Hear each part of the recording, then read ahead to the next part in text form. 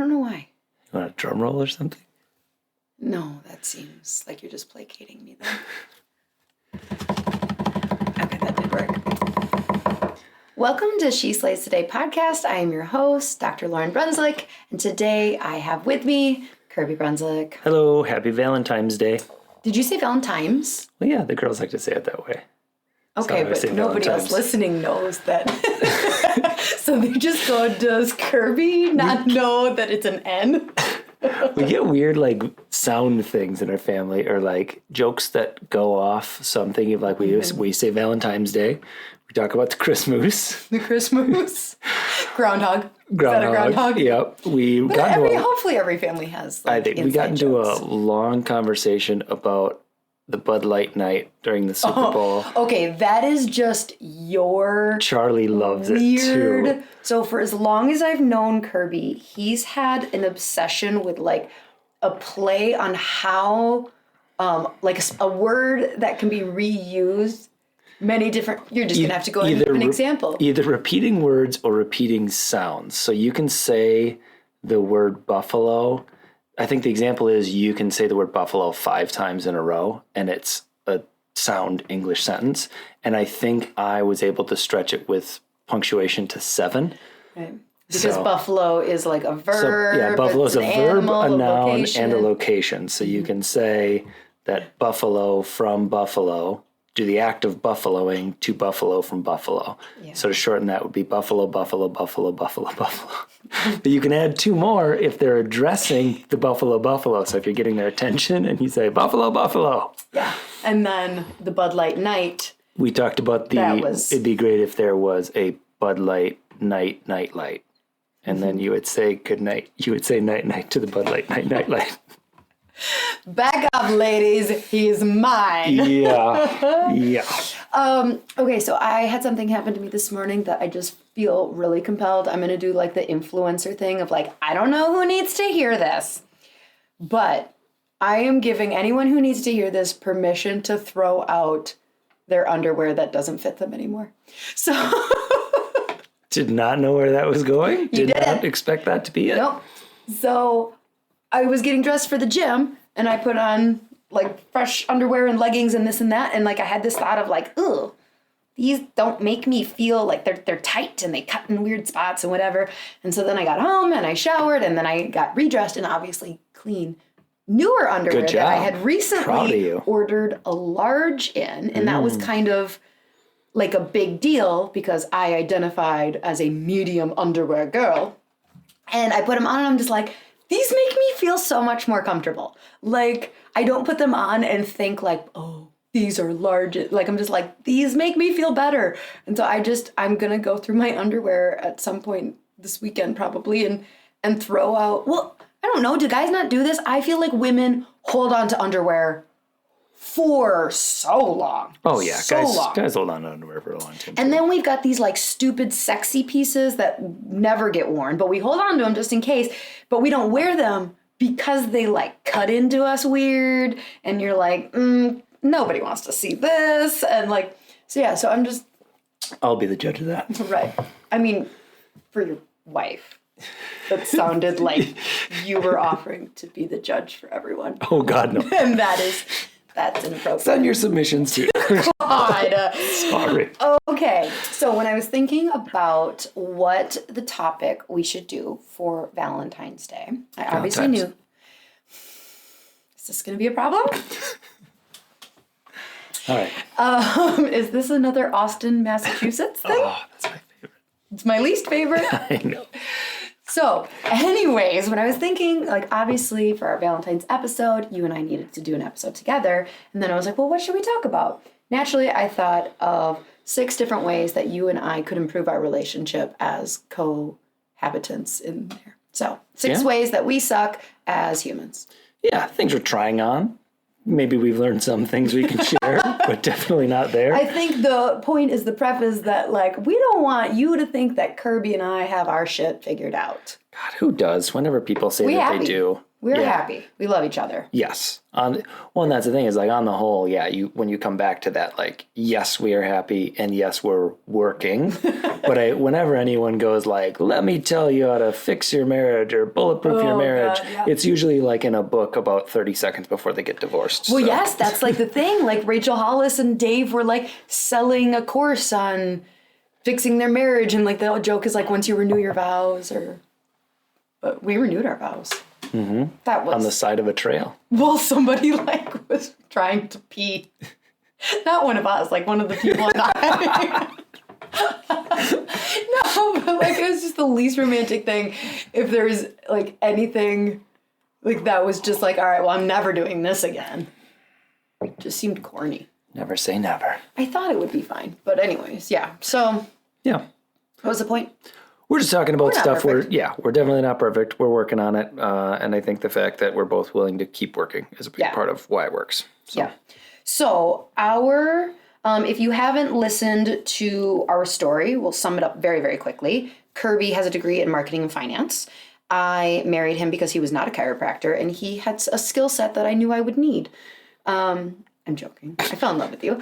But so then when we started the practice right away, I didn't work for anyone else, but he still had a lucrative corporate job. Mm-hmm. And then as the chiropractic business started to grow, this was back in the day where like remote working was... Oh yeah, it was like a pilot just too much program. of a risk for Thomson Reuters to take on. They're like, I don't know about this whole remote working thing. So he transitioned out of corporate America and into full-time running the business. Did we have a kid yet? Yes. No.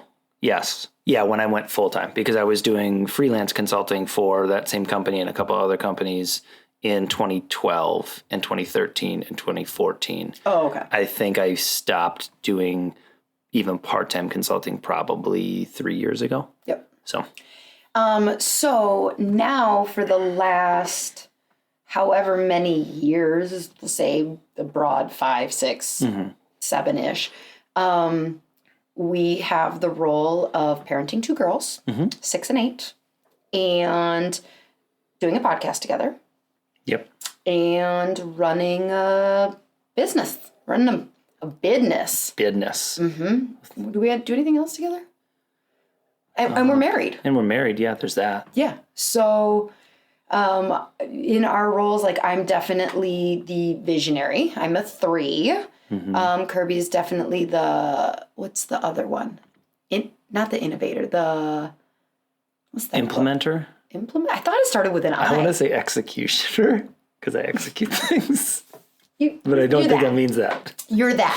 So like typically if Kirby gets a wild idea for something, it doesn't really matter unless I, the visionary, agree with it type of thing. So we have roles. I think a good example is like the podcast. When you wanted to start it, you had like the idea of, I want to do this. I think it would be fun. And within a week, I knew how to produce and record a podcast. We still need to do an episode on podcasting because I get, somebody sent me a DM asking like, hey, would you mind like talking to me about I'm thinking about starting a podcast. It wasn't a chiropractor. It was somebody local, but I just never replied. But I didn't mean to not reply. Yeah, it's hard. I do the same thing. But yeah, we do need to do a podcast on starting a podcast because that's a whole different thing. Not today's topic though, Kirby. Don't get me sidetracked. I'm not saying anything. Oh, we haven't done a listener highlight. Oh, do you have one? Or parade. Yeah, well, we aren't into it yet. It's not like you said like number 1 is. Oh my gosh. All right. Let's get this show Everyone on the is road. just like looking down like, oh, Jesus, we're 9:30 into this thing. And there have been episodes where I think your longest is like 17 or something before you got past the prayer. Were you Mark Maron? Are you going to start talking about coffee? Okay. Let us do the listener highlight. So this one is Caitlin W. It's not a Google or not a Apple review. It's not an Apple review, but it was the first half of a question submission. So it says, hey, Dr. Lauryn, I'm a massage therapist and will graduate from Acu in Chinese medicine in April. Even though I'm not a chiro, I find your podcast very informative and real. Any woman that can cuss during a prayer is my type of person. I mean, I don't try to cuss. You don't even have to try. It's how good you are.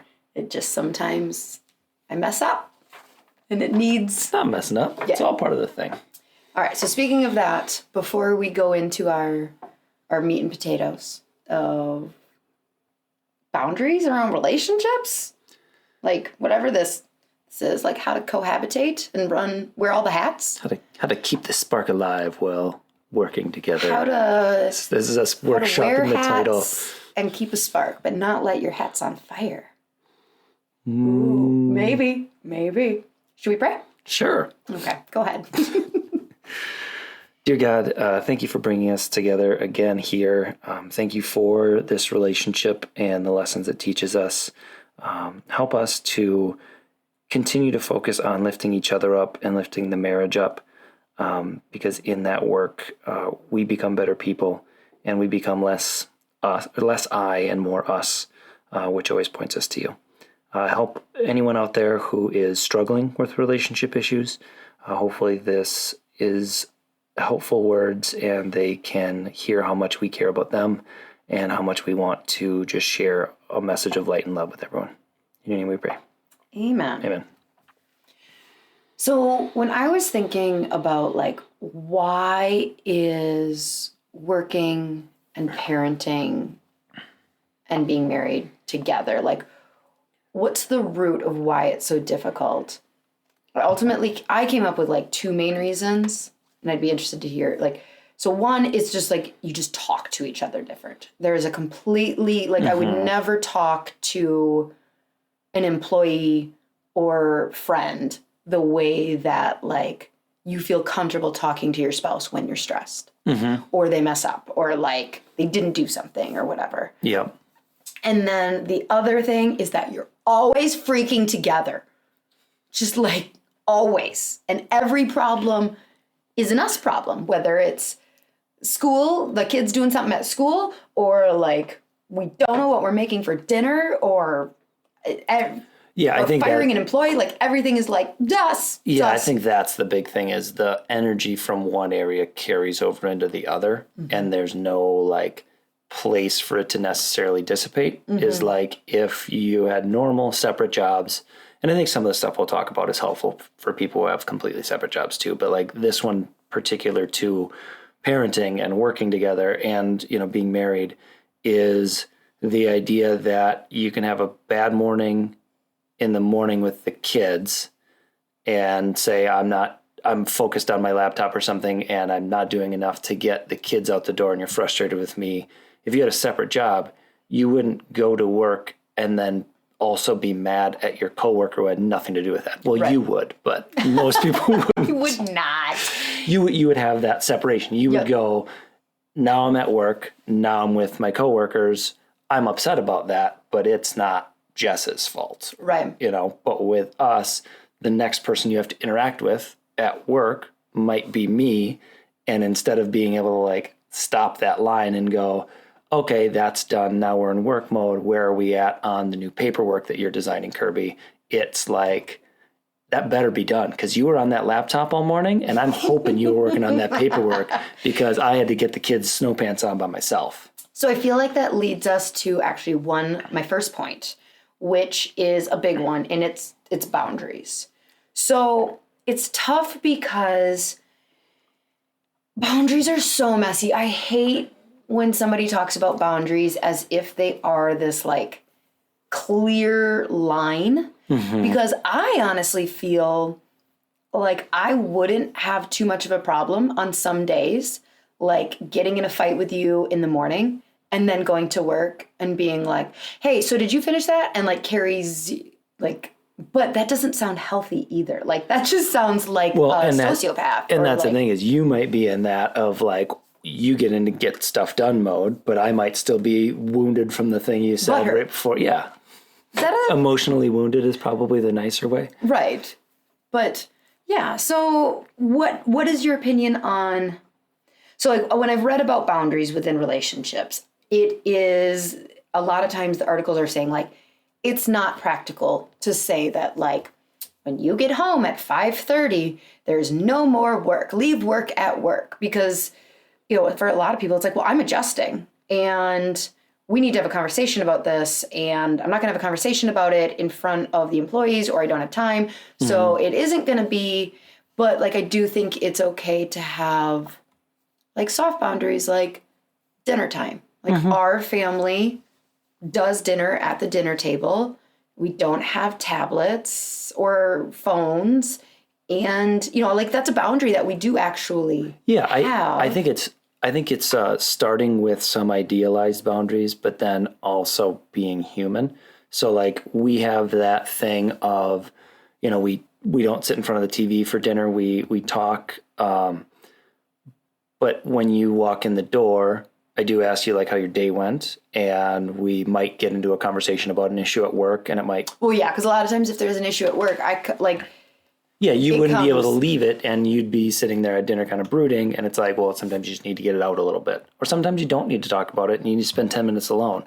If there were real rigid stuff of like, we talk about business after the girls go to bed, then I get a download from you, that would interfere with, because you're not a robot. You can't shut it off. But would it be a better idea? Because I feel like we're kind of already doing this. So, in a normal work setting, I, at the end of a shift, debrief with the staff of like, hey, what happened there? That was a cluster. Or like, oh, good job grabbing that testimonial. But then like, because you're home, like the kids need to be picked up. I don't get home until like 5:45. The kids have to be picked up by 5:30. Dinner needs to be started. It's not like you zoom in on that. Yeah, because that's while I'm cooking. But is it fair that you and I don't have 5 to 10 minutes when I get home to debrief? Like, would that help the rest of the night be kind of like, work is done now? Of like, that opportunity of like, okay, so tomorrow this, and this gets handled. But it's hard because I walk in and the girls are like, Mom! Yeah, and like dinner's starting. But like, so I guess I'm asking the question of like, do we make it more rigid of like, hey, we give them kisses and love, and like, hey, Mom and Dad need 10 minutes to be like wrap up the workday, and then we're here for you? Or like, I would say personally for us, and so this is something I can make into a broader point. Personally for us, I don't think if it was a big problem for us or something that we were seeing consistent issues in, then bringing in structure to try out to fix a problem makes sense. I think there are days where you walk in and I go, how was it? And you go, it was great. Had 3 RFs, killed them, and we go right into it. Sometimes it's a bad day. If we were having consistent problems in that in-between time, I would say putting more rigidity around it would be smart. And that's kind of what a lot of planning systems and planners, what was the one that we did, Free to Focus? They talk about like setting out your day. And people get so attached to that of like, it's going to be this. And then at like 4:15, I stop that and I move into that. But even in those, they say, this is an idealized start point to then react to. So you use this to try and structure your day, but then you find out what actually works and you give yourself grace. But it's just also messy. So like, if we were going to improve, so like we'll talk shop at the gym. Yep. Like, is that okay? I think so. I mean, is it causing a problem? Or if I was getting it's annoying when you ask me what we're doing for dinner when I'm in the middle of a shift. Yeah, so that's a thing. Like if that's a problem, but like I think it's kind of the thing of we know each other quite well. Where like Sabbath, This goes to my second point, by the way. Oh, okay. So if we are, do you want to transition into? Well, let's transition.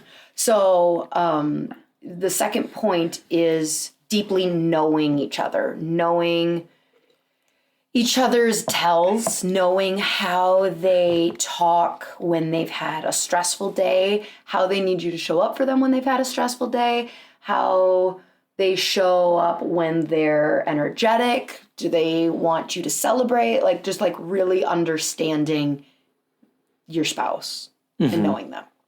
Yeah. And so to kind of mix it with the last one and bring it into this, like, I know you well in this. I'll put myself in this bucket too. Like I know when we're doing our Sabbath and we're not supposed to have any phones and we're not supposed to do any work.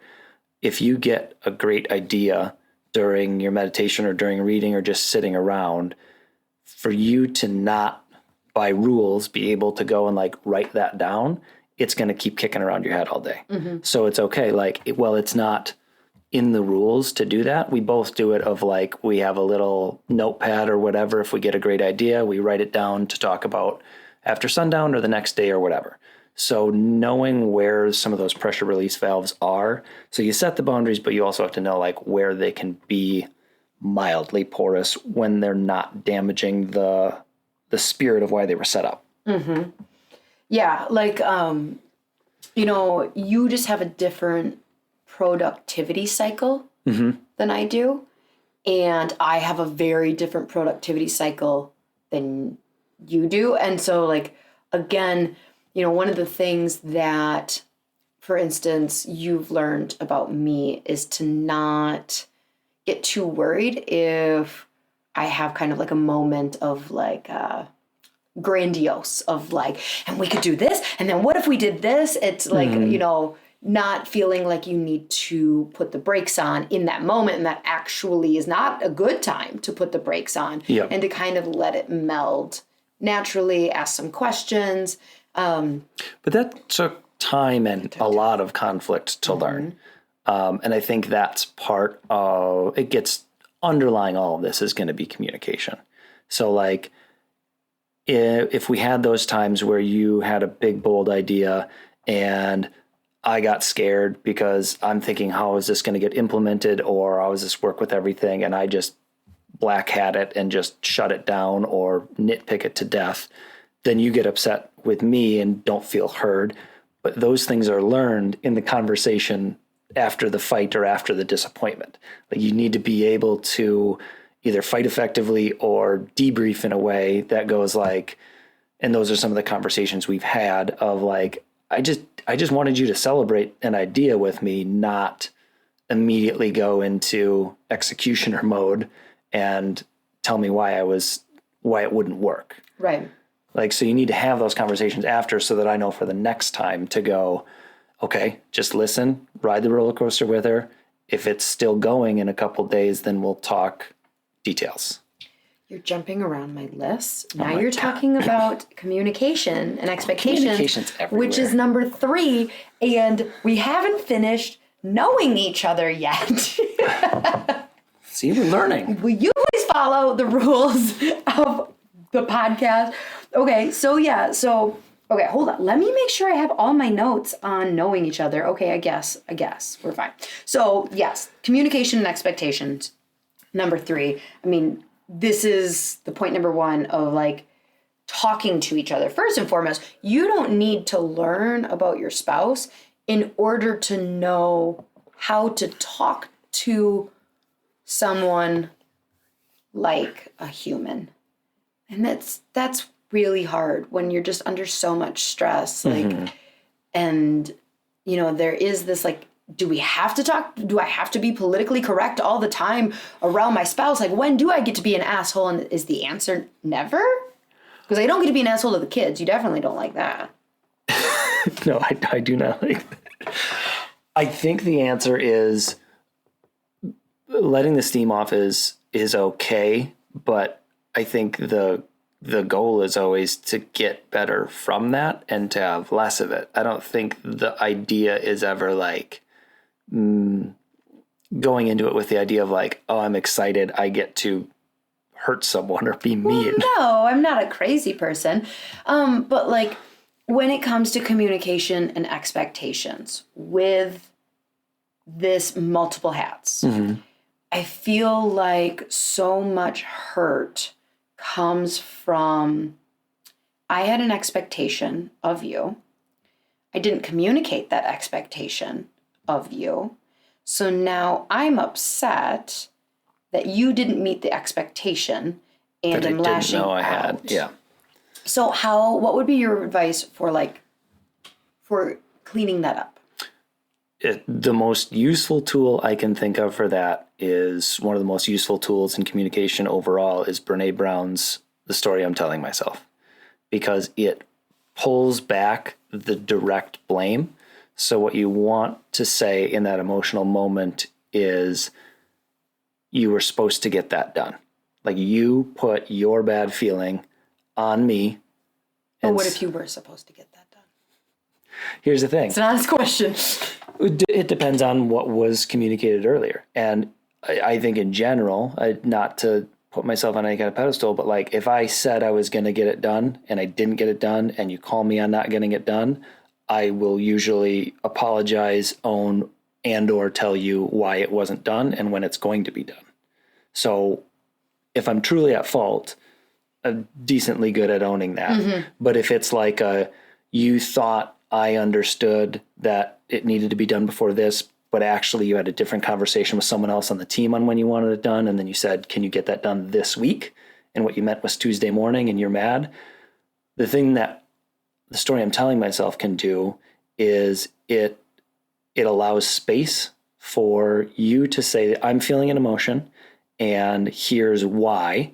And it allows me to correct any misunderstandings without it being a direct accusation either way. Mm-hmm. So if you say the story I'm telling myself is that you aren't prioritizing the business right now, you got your workout in this morning and that was more important to you than getting the thing done on Tuesday, which you knew how important it was to get it done on Tuesday morning, and you just don't have your head in the business right now. That allows me to go, okay, I totally understand that. I understand why you might feel that way. Just so you know, the story I'm telling myself is that I should hop to whenever you want and that I should be ready to work whenever you want to work, and I'm a lackey versus like someone you have these strategic conversations with. Then we can both go, oh gosh, no, I didn't. That's not what I meant. I obviously want to help you out. I just didn't even know Tuesday was the deadline. Like I wasn't knowing that it was supposed to be done Tuesday morning and then chose to go work out and work on a different project. Like it diffuses that a little bit without putting me on the defensive. Right, definitely. And I mean, I do think that you need to have organized time to have these conversations, not in front of the team too. Like, it's like if you are the CEO and you're the COO, whether you're both working in clinic or one is working out of clinic, like expecting the team meeting to be everything is not like... No, and in a corporation, it's not that way. The CEO and the COO have their private debrief. Then they go to meet with all the senior vice presidents and, do a united front. But it's not like they're hashing out big strategic vision in front of... I think that, with our team meeting being on Tuesdays, I think that you and I should, actually designate, a time on Monday where it's like, okay, this is our business hat time, or maybe it's not even that. Like, are we allowed, because we're kind of doing it now where I fill out my passion planner. Yep. Where it's like, okay, and this is probably the most realistic thing, where it's like, I fill out my passion planner for the week. And so you see any podcast interviews I have, you see any lunches that I've agreed to with other people. You see when the cleaning lady's coming, you see when I'm working out. And then, because I'm the one who has the more rigid schedule with adjusting. Yep. And then it's kind of like, okay, so who's your lunch with? Oh, okay. Do you need to da-da-da? Or like, okay, who are you interviewing on Friday? Who's that person? Do you need me to pull any questions? Like, and then you're working out on Tuesday. Do you want company? Are you going to go to the gym, or do you want to work out together? Like...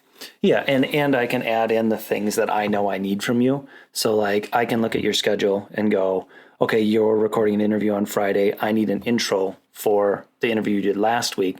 Do you want to record that on Friday as well? It would help me if you did it earlier in the week. I see Tuesday morning looks fairly open. Could you do it then? Like it allows us to interact. It'd be a lot nicer if you do it digitally, but since you don't do things digitally. I'm not a digital person. I like my passion planner and color coding. But yeah, like I don't think that what we need is, I think we just need a team meeting. Like you and I as a team and all the hats we're wearing of just like, and we're kind of already doing it, but just like, okay, let's make sure we keep doing that, because I think I realize how much that clears up expectations of one another for the week. It clears up, a lot of communication stuff because it's visual. You can visual. Well, and I think one thing that we don't do well is we've started that process. You've given me your schedule. I adapt around that, add a thing here or there, meld some stuff together. I think a thing that's missing is, I think you probably glance at my schedule on my computer, but like we also don't talk about what I'm planning on doing for the week, so that, because that's the other thing too, is I'll fill a schedule, and this is where like the make your ideal and then adapt. I'll fill a schedule of my week, and then our Tuesday team meeting will happen. And as the executioner, as I've so titled myself, when we decide Don't think that's what it's called. Forms need to be changed online. No one knows how to do that but me. We need to run new Facebook ads. People can get it most of the way there, but I have to get that across the goal. So there's things that become time sensitive that I didn't even realize. Yeah, so like I filled every hour of the day. And then we get a call from the bus garage saying that your youngest is no longer allowed on the bus. So now I'm picking up a kid every day from that line is so long. I have to like get there at 2:45, and I'm not driving out till like 3:15. She's such a jerk. I love her so much, but like, and what would happen if they called me and said like she can't take the bus? I'd be like, 2:45. I start seeing patients at 2:50. Like that ain't gonna work. Like parents make it work. You find someone who can pick up your kid. It's really, that I'm reminded every time that we have something that happens where the kids can't go to school because they were within 800 yards of someone with COVID or whatever, and they have to stay home.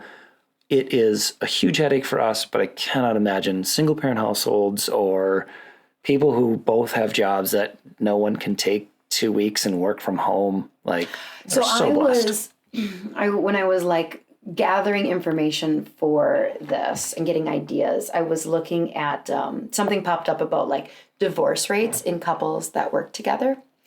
And in it, first of all, it was saying like working together is not a new thing. Like this is not like, I feel like we're in this all like everyone's an entrepreneur and like side hustle. Like this is not new.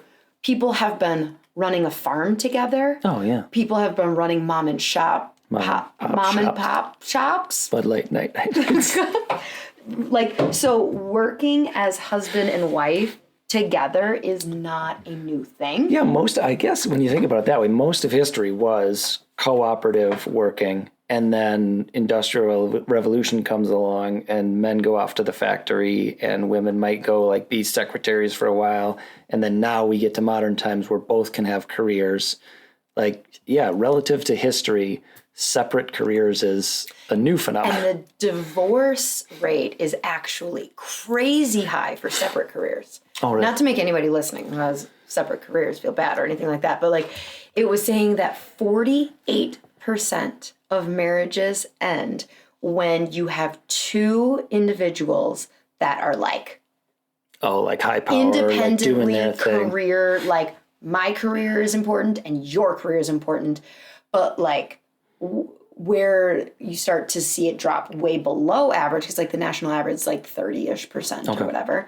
Where you do start to see it below, the smallest amount is actually in like what I would consider our category, where it says like the female has the breadwinning job and the male supports that. So that's what they don't talk about it in like unemployment versus employment.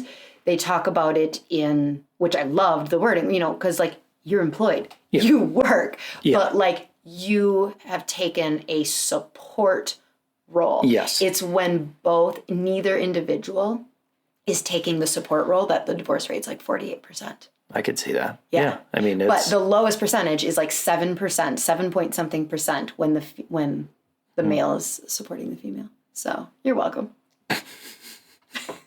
Lord knows I need a lot of There's support. a lot to unpack there. How we haven't had an episode of just like, what's it called? Not a confrontation.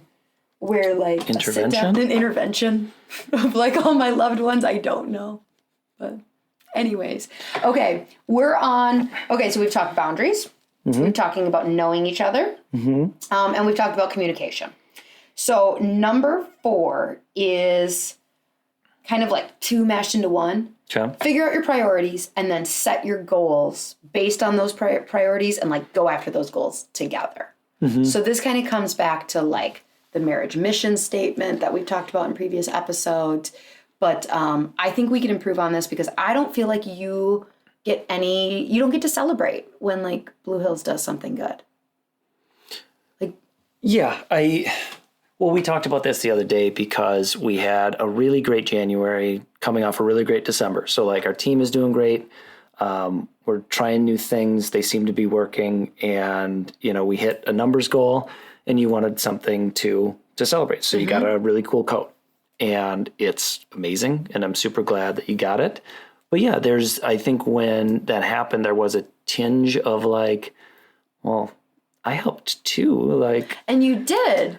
But also the thing I said to you too is like, with me being fairly practical and behind the scenes and in the numbers, I know what debts we have to pay, and I know the status of all accounts, and I also know how much we're putting into retirement, and the fact that like we're investing in our kids' future. So there's like a satisfaction there of like, yes, the business is doing good, and when the business does good, we have more money to put into kids' college funds and retirement funds. That's how you want to use your bonus checks to put into our so how can we improve?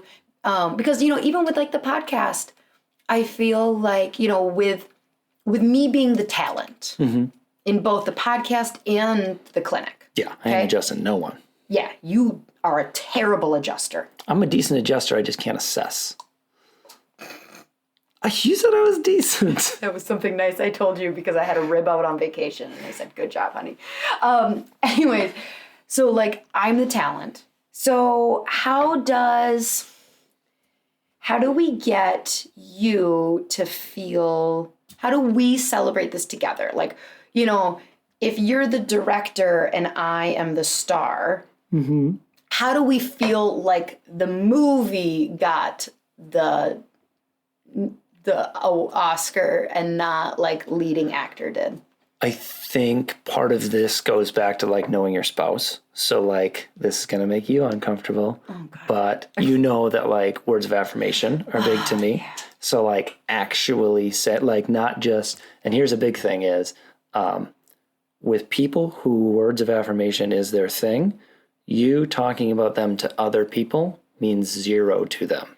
Even if they can overhear it? If they can overhear it, it helps a little. But yeah, so like it would be, I think it's the acknowledgement to them that they were essential. You did a really good job on Facebook ads in January. Thank you. But does that really mean anything? Like, I mean, I agree. It actually does. Like, it does. Yeah. Because like I mean it. It's not like I don't mean it. Like you killed it on Facebook ads. Like we saw more new patients in January than when I worked my ass off for like a vision event and blah, blah, blah to get 40 women in our area to come. But like, But I mean. So I think it's, to make it a general So I get point, a leather jacket and you get you did a great job on Facebook ads.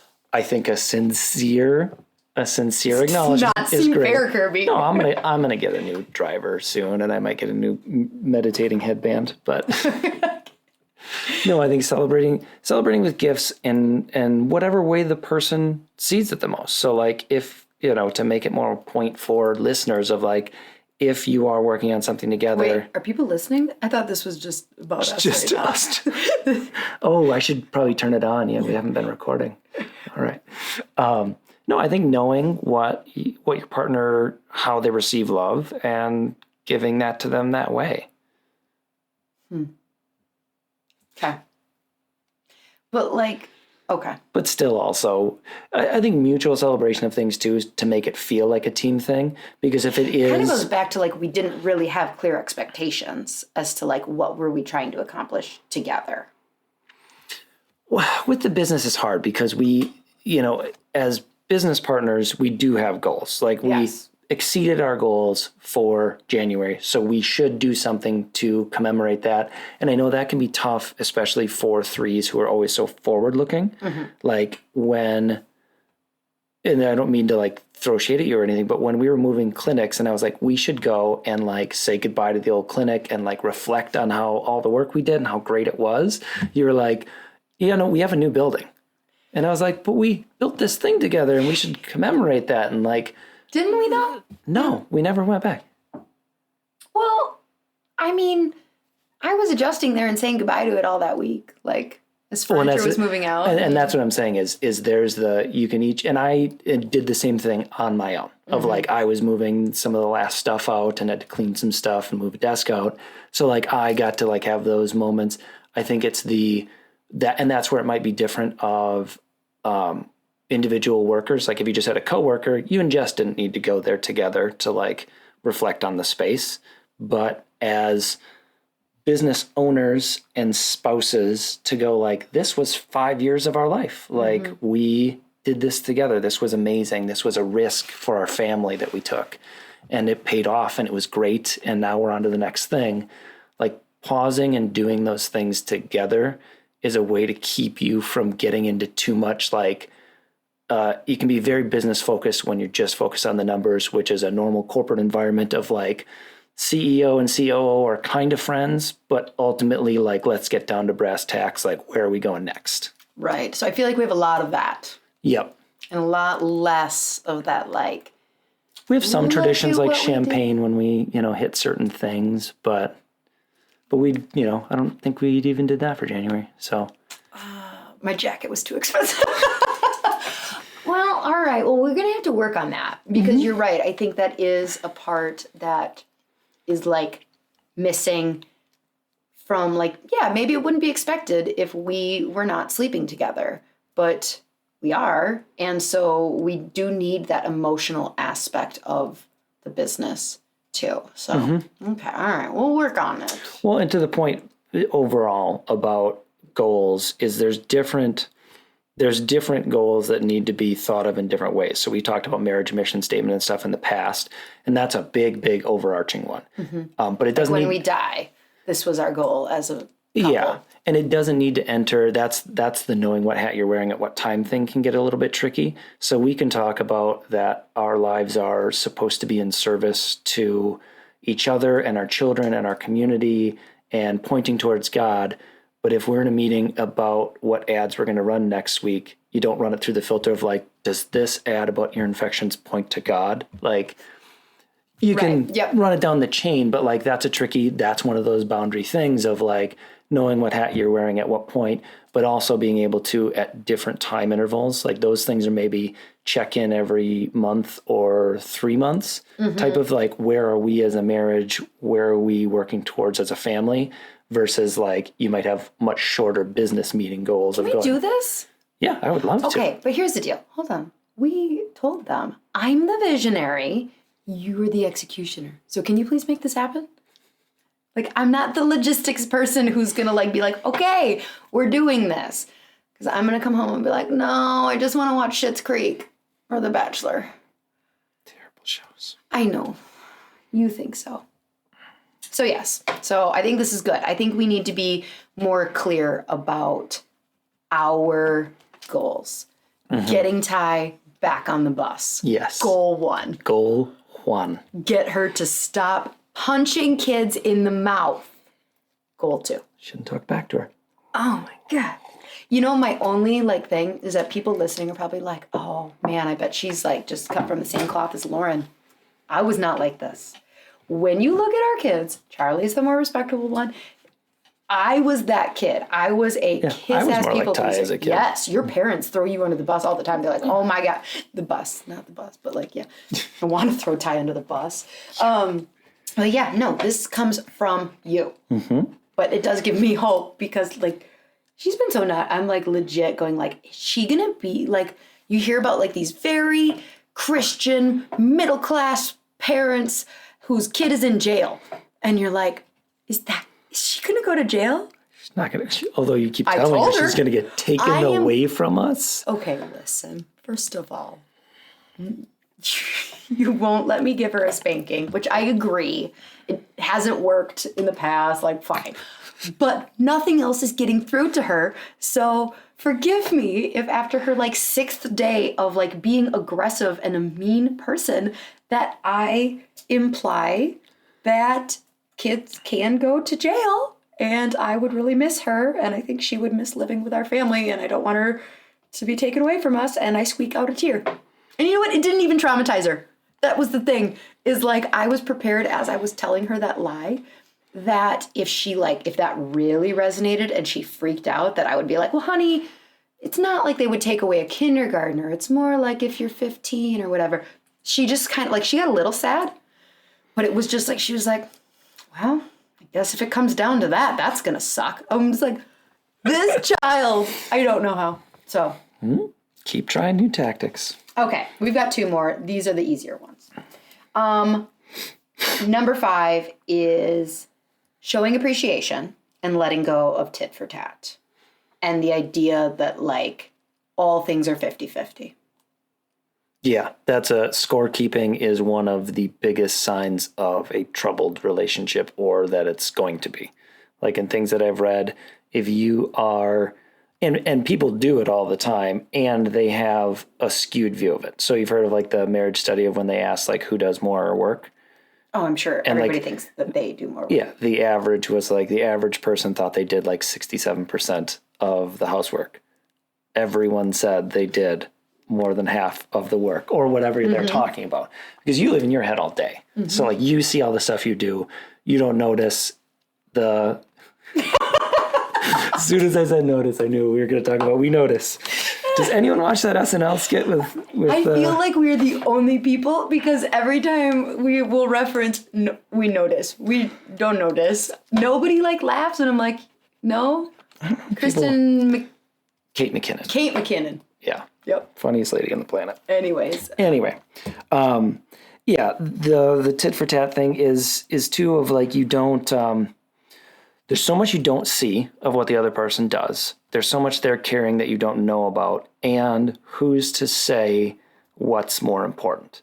So like people who are more out in the workplace, making more of the money, can point to something and go, I brought in this amount of money. That feels more important. That's what our society values. But then every Hallmark movie and every book and every religion says, taking care of your children, taking care of your spouse, taking care of your community is the most important thing. So the person who's at home more or manning the home front can go like, none of that matters. I'm doing this. And they can justify that way. Like you can't quantify in any meaningful way. And the wheel doesn't turn without everyone pushing together. Yeah. So. And I mean, there are times where it absolutely just kind of flows, where even though I am the one who's at work and doing all this, like times where I'm just not in the mood to be a leader. And it's like you step in, and then there are times where you're not in the mood to parent, and it's like, it's just you have to have that flexibility, but it comes down to trust that the other person's not going to take advantage of you and that the other person's not lazy. Yeah, I think there's trust, and so much stuff that I talk about, I guess, comes back to like getting out of the mind of the self of if you're thinking of ideally a marriage and parenting together as a group mission of, and I would say even on any like team, if you know what the goal is and you know that, and you can trust that the people you're with are going to, over the long term, put their best effort towards the shared goal. So if I'm on a baseball team and one day... so hard for me, though. I just don't innately trust that anybody works as hard as me. Well, and they... Except for my mom. Yeah. Well, and the thing is, they may not work as hard, but they may bring... Or as good. Depending on or definition smart. Of good. Definitely not going to agree with it or as smart, but... Yeah, you're right. Because that's the thing is, what you bring is energy, and sometimes that energy... And action. And drive. And sometimes and those ideas. Things are misguided. Correct. Or you can send an entire team running down the wrong alley. Correct. Just by action. So what other people bring, you need to trust that in the long term, while people may lack action, what they might have is prudence. And I don't even know what prudence means. making wise decisions and knowing when to make them or knowing when to sit back and when non-action is the best action or trusting and waiting and seeing. So like that's been a thing we've talked about with our team of that we aren't going to do, giant changes or chase every rabbit that we see because it's been a problem in the past. We're going to focus on a few key things. We're going to try them out for a few months and then we're going to assess so that we can find out what actually works and what doesn't. Because in the past we have gone action heavy and tried a big event this way and then a big giveaway and then a big that. And it's like, well, I'm not sure exactly why one did or didn't work. We didn't really do anything consistently to get any data. So that's the trusting the team thing. And it's with a marriage and with parenting too, of knowing that if you're down and you see the other person kind of pick up the ball for that day, and knowing that if you're the one picking up the ball, that you're not going to have to carry it alone forever. Because when you get in that mindset, that is when you get into tit for tat thinking. That's when you get into very like, I deserve thinking. And I think that's a really dangerous place to be in any role at any time. Like just spiritually, if you are spiraling in I deserve and people don't know, it goes back to like, it's better to like seek to understand than seek to be understood. It's better to serve others and try and focus on what others need, and it will fill your soul and round out who you are better than thinking of egoically going like, well, I did this and no one saw it. Yeah. Type of thinking. It's the phrase that was in the sermon this weekend of like, God didn't intend for us to be happy. He intended for us to be holy. And it's like, well, that's a gut punch. I want to be happy. Like I am entitled to pursue happiness by the law. It's in our Constitution. Well, then I would also argue like what's true and lasting happiness. So we talked about like the experiencing versus the remembering self. Like lasting happiness is through studies and for what every great religion points to, lasting happiness and true deep joy where it like resonates throughout the day versus like experientially like not to bag on you. I don't think you understand how long my leather jacket and Louis Vuittons will last. Like, I will die and they will be heirlooms. So they'll never turn to dust. That's what you mean by lasting happiness, right? Like, they will outlive me. How more lasting happiness do you expect? Okay, before you get off on this whole, like, happiness thing, I knew it would distract you. I'm like, oh, no, don't even say it. Okay, so last one. Wait, and it's the did most we do fun. this one? It's the last one I'm doing. Oh, that's the last one? Oh, you circled down. Okay. Yeah, I circled around. I did them in order of importance, and also you kind of were, like, skipping ahead. So I had to, like, try and keep the flow. So, like, this was an organized podcast. Threads that run through all things instead of discrete boxes. Sometimes as the podcast interviewer, you have to really, like, work hard to, like, keep your guest on track. So, rein it in, Brunswick. Okay, last one is, hold on. I had an idea, and I don't want to forget it. Okay. It's not a real idea, but it was more of, like, a funny idea of, like, so we keep talking about wearing all these hats, but, like, communicating and, like, knowing your spouse and when they're in what mode. Like a photo for the What if, gram? like, literally we had hats where, like, it was like, okay, we're taking off our business hat and we are putting on our spouse hat for the rest of the night, and then be like, parenting hat. Oh, quick, hold on, let me change. I think it would communicate a lot of, like, oh, she's in parenting mode. That worry on her face, it has to do with parenting, not... I'm just getting into, like, I'm doing the thing of, like, the details of, like, so top hat, obviously, and monocle for business conversation. Party hat for when we're going to have fun. What's a party hat? Like the little triangle. Triangle? Oh, like... See, I was thinking like a reggae hat with, like, the fake dreads. Oh, that'd be a party hat. My party that hat. works. Or like one of those helmets with the beer cups and the straw thing. That's my work hat. Sorry. That's my parenting hat. Yeah, that's what I was trying to go to. Is like, what's a parenting hat? Oh, gosh. I have that hat from Ireland. Maybe that makes me look serious. Although I'm not a very serious parent. Anyways. So the last one is kind of along the lines of just having fun with each other. Mm-hmm. And, you know, so a lot of times you'll see like, make sure you get date night in. And sometimes date night just feels like another to-do. Mm-hmm. And it's like, okay, yeah, let's find a babysitter and we'll go out to dinner and we can't talk about because we're on a date night. And like, but, and I do think that you should prioritize making sure that dates are happening. Yep. But like, just figuring out like when to laugh with each other. I think that comes into a couple aspects of both. When people think date night, I feel like people get like kind of that rigid Sexy. thing of like, yeah, like it's got to be romantic. We have to go to a dinner and then like there's expectations for the end of the night. It's like dates can be goofy and silly. They can be play board games. They can be. Unless it's Scrabble. Then it gets serious because Lauryn hates the way I play Scrabble and she always beats me. You play defensively. You will literally like.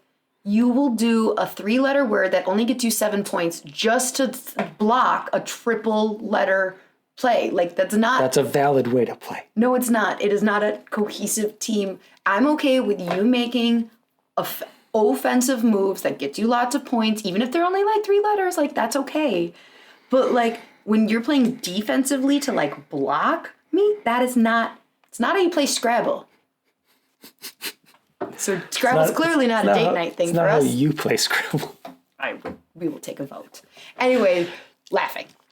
Yeah, I think the ability to have a silly date night and just the idea of opening up what date night is, you know, like it can... Say more.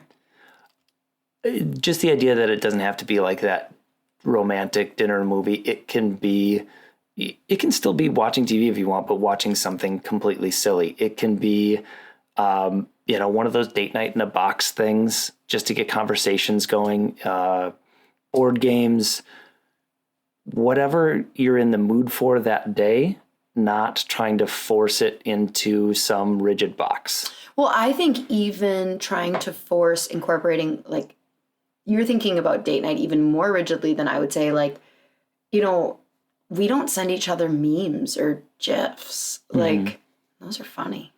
That's like, true. you do that with your brother. Yep. And Laura and I do it with each other. But, like, just, like, trying to make the other person laugh. Like, so often we're just, like, in this, like, hustle mode of, like, doing all this stuff. And then, like, we save our, like, fun for our best friend. Yep. Yeah, And that's like, really true. I think that we could do more of that because like there is like a moment where like when you actually it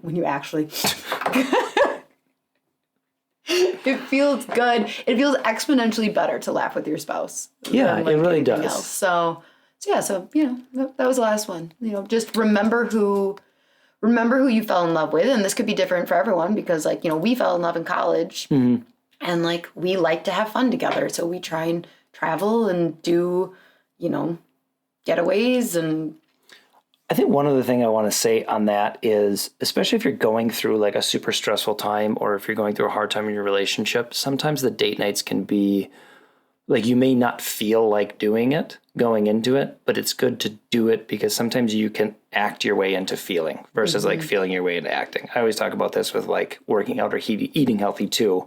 You don't start out going like, I really want to work out 4 times this week. Right. You start working out 4 times and want then to. Yeah, you want to. So I think if you want to plan it, get it on the books, do something, do anything, and you might find that halfway through that Scrabble game, you remember why you do have fun with each other or why you're bitter enemies. You know what I do like about but you do it because like it is advantageous to you as well, is we'll be like the worst Scrabble players. We'll be like, is XU a word? Yeah, we don't do like, I'm going to lay this and see if they call me on it and then I'll get penalties. We're just like, is quipple? Is quipple a word? How would you spell quipple? 2 P's? And then we look it up and we go, no. And the other person's not punished. It is a word. It is. Yeah, sometimes where it's like, ha! Zoo is a word. Well, watch me just lay 46 points, motherfucker. Oh, I love you. I love you too. You're a good partner. You're a good partner. Definitely put up with a lot of shit. I don't know if they know that or not. I don't know if... I have a feeling they get the sense of who you are. You mean I haven't portrayed perfectness? You're pretty great. You're all right. All right. Well, happy Valentine's Day, yo. Happy Valentine's Day. Oh my God. You had to ruin it. Valentine's. You had to ruin it. I hope that you, whether you don't work with your spouse, whether you have kids or not, whether you have a successful business with multiple employees, or it's just you, I don't know. I hope you know that, like, life is hard. Like, this 20s, 30s, 40s, there's just a lot of stuff. Mm-hmm. There's a lot of stuff with young kids and lots of hats. So many hats. So many hats. And, like, I don't know, like, the idea that anybody's got this figured out. But I think we've been married 10 years, and we've effed up a lot, and we've learned a lot, and, like, just kind of seeking flaws, seeking how we can improve them. And yeah, one of the biggest things is not expecting there to be a plateau to live on in happiness. It's all a journey. It's all continuing to work. And as soon as you fix one thing, it opens up light and energy for you to see another thing that also needs to be worked on too. We're just on the journey together, and as long as you're pushing the same direction. Yep, absolutely. So, all right, She Slayers. So until next week, bye. Happy Valentine's.